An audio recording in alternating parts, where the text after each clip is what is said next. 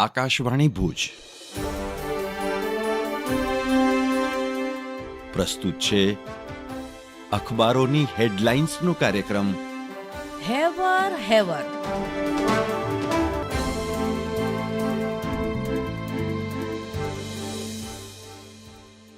હું નીરજ મચ્છર. હેવર હેવરમાં એક નજર પેરિસ ઓલિમ્પિક 2024 તરફ. ઇન્ડિયન એક્સપ્રેસના સમાચાર. ગઈકાલે બુધવારે પેરિસ ઓલિમ્પિક 2024નો 12મો દિવસ હતો.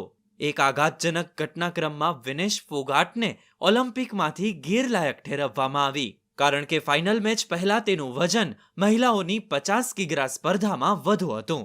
વિનેશે મંગળવારે રાત્રે આ ઇવેન્ટમાં ગોલ્ડ મેડલ સુધી પહોંચનારી પ્રથમ ભારતીય મહિલા રેસલર બનીને ઇતિહાસ રચ્યો. એક ભારતીય કોચે કહ્યું, તેનું વજન 100 ગ્રામ વધારે હોવાનું જણાયું. નિયમો આની મંજૂરી આપતા નથી અને તેને ગેરલાયક ઠેરવવામાં આવી.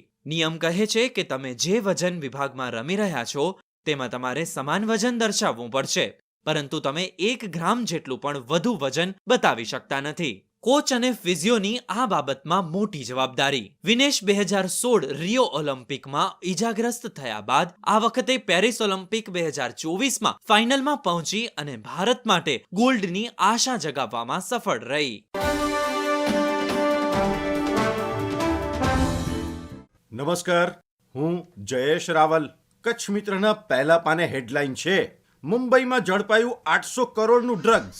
સુરતના ડ્રગ્સ કેસમાં ભિવંડીમાંથી 2 આરોપીની ધરપકડ. ઉપયોગી ગ્રાઇન્ડર સહિત મુદ્દામાલ પણ કબજે. ગુજરાત એટીએસને મળી મોટી સફળતા. કચ્છ મિત્રના અંદરના પાને હેડલાઇન છે, ભુજના યુવાનો સાથે પારંપરિક જળ વ્યવસ્થાપન અંગે ગોષ્ઠી યોજાઈ. હુન્નર શાળા ફાઉન્ડેશનના માધ્યમે 35 જેટલા યુવાન કાર્યક્રમમાં જોડાયા.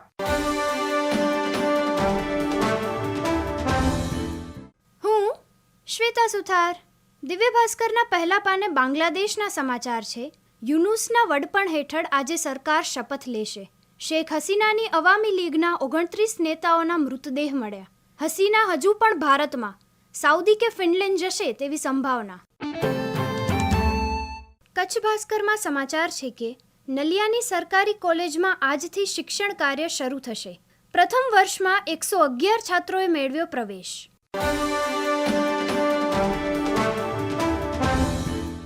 હું મનોજ સોની.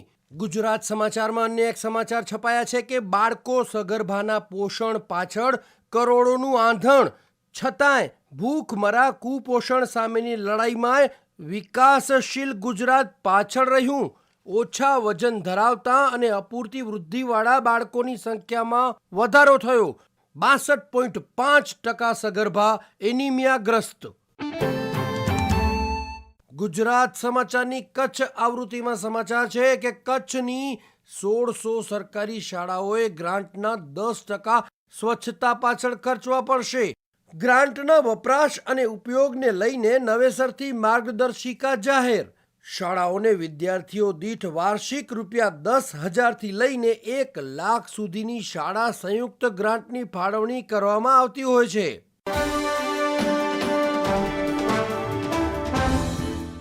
હું અમી કારિયા. સંદેશના પહેલા પાને સમાચાર છે, જમીન મુદ્દે નહીં ચાલે મનમાની.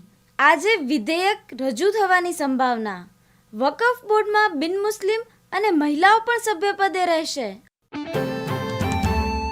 સોલા સિવિલમાં કાનમાં દુખાવાની તકલીફ સાથે રોજના 30 દર્દી.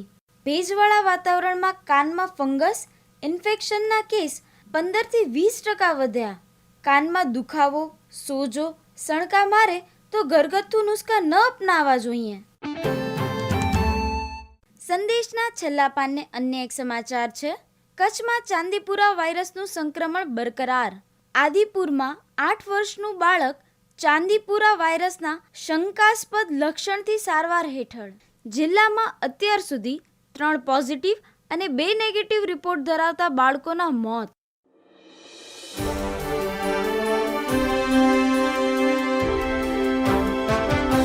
અખબારોની હેડલાઇન્સનો કાર્યક્રમ હેવર હેવર.